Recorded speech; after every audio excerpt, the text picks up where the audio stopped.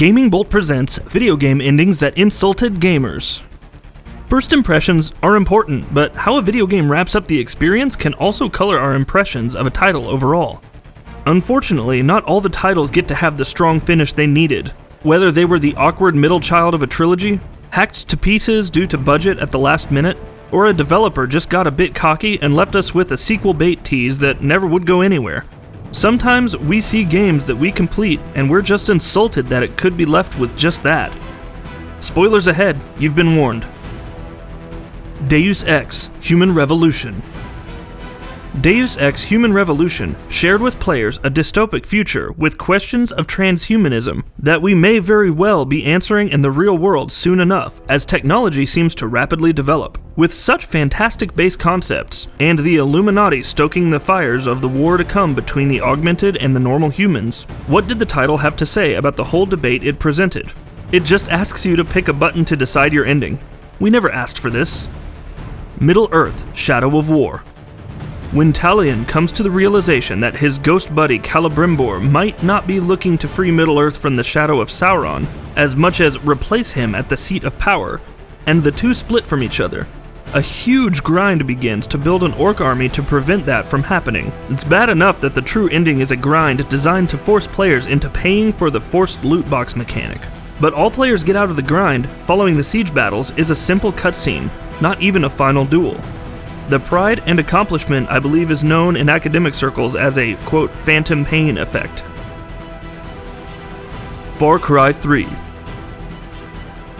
Going from vacationing boy to tribal badass warrior who can stitch his own ammo belt from a bear, the journey Jason Brody takes in Far Cry 3 against his foil, the nihilistic Vass, is more than compelling enough to see all the way through to the end. But when you reach the end of the road, Vass, the most compelling element, is long gone, and following that, players are given a forced choice to kill the friends they spent the whole game saving, or to go with them back to their lives. Either of which let the player continue exploring afterwards, making the whole thing meaningless anyway. Mass Effect Andromeda. Mass Effect was a darling of the last generation that gamers followed right through until another fairly poor ending in the concluding chapter of this trilogy. Now, whether the ending of Mass Effect 3 is still a sensitive topic, or it was the many other issues with the rushed Mass Effect Andromeda, BioWare should probably have been less cocky and given the game a satisfying conclusion, as what we got was a cliffhanger ending that will now never happen, making the story total nonsense. Dead Space 3. Dead Space 3 was one of the many casualties of the rushed last generation, but even though a companion took all the suspense out of what was ostensibly a survival horror series, the threat of the necromorphs still looms. The original title ended with Isaac sacrificing himself to let others escape from a necromorph moon, and planted lame sequel bait with an audio-only transmission. They followed up with the Awakened DLC, but that expansion makes the mental state of the protagonists dubious at best, and even if it didn't, it still lays more sequel bait to never be fulfilled. Deus Ex: Mankind Divided. Deus Ex isn't getting off easy with us just taking Human Revolution to task. While better than that title, which literally asked you to pick your ending with the press of a button, the end of Mankind Divided comes out of nowhere and all too soon, where your ability to save one man changes whether the Human Restoration Act goes through or not. Some shadowy conversation and a reveal of the Illuminati using Jensen later, and we're left with another cheap sequel bait ending. Doom 2016. Doom made it clear from the very beginning that it was about goring demons, and less about the story. But the story was there, just below the surface, for anyone who cared to look. When players finished off the Spider Mastermind, and sealed off the rift that was spilling demons from Hell to Mars, the robotic Dr. Hayden turned on the Doom Marine and sealed him hopelessly within Hell, unless he was needed again. With the rest of the game being that thought through, the lame sequel bait left us wanting to rip and tear.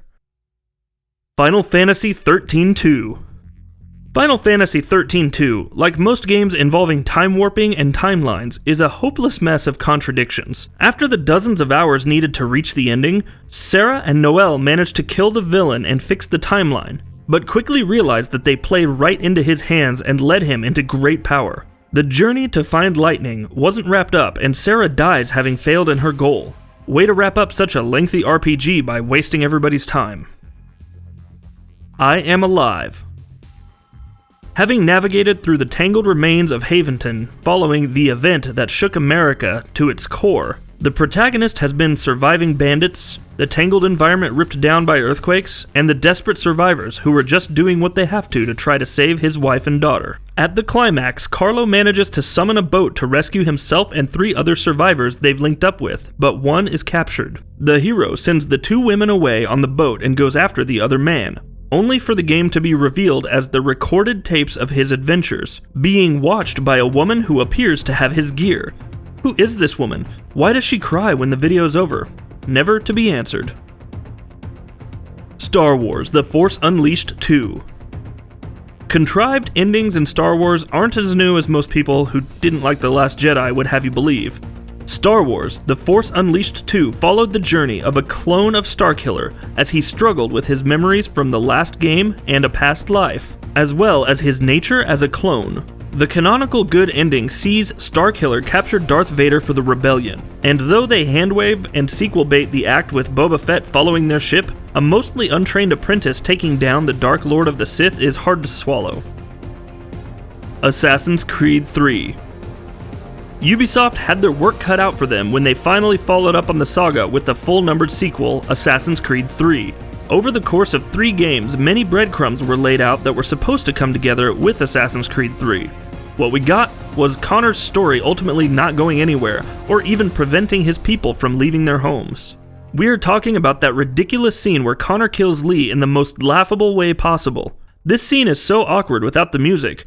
Honestly, let's just not talk about it anymore. Ghosts and Goblins, and similar NES-era games.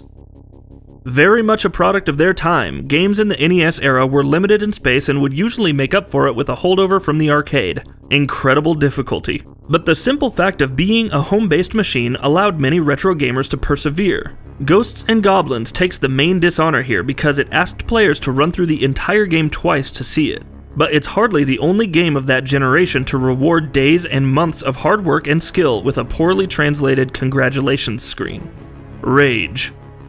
One of the more awkward recent outings by id Software, Rage sees Nicholas Rain emerge into a post-apocalyptic world, where he just kind of stumbles around for a while, doing odd jobs and helping various settlements deal with the Authority, the central self-declared government of the wasteland who experiments on Ark survivors and hopes to control everything.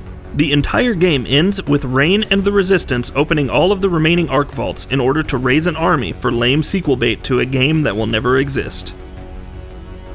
Zero Escape: Zero Time Dilemma. The follow-up to Zero Escape: Virtue's Last Reward and 999, 9 Hours, 9 Persons, 9 Doors had to wrap up a plot involving the act of jumping through times and timelines. So of course things were going to get a little convoluted with such an ending. But the ending to Zero Time Dilemma, which was probably the most raw and extreme the series had ever gone before that, and had characters repeatedly die some very gruesome deaths, decided that the best ending to the game was having never played to begin with. The characters moved to a timeline where they never played the decision game to begin with, only now motivated to work together to prevent a cultist from ending the world. The complex motivations of Zero could have been accomplished over a cup of coffee, leaving Zero Time Dilemma unsatisfying and not even answering the burning questions of Virtue's Last Reward, such as who created Radical 6? And that'll be about it for this one. If you guys like what we're doing at GamingBolt, please consider subscribing to our channel, and I'll see you guys on the next video.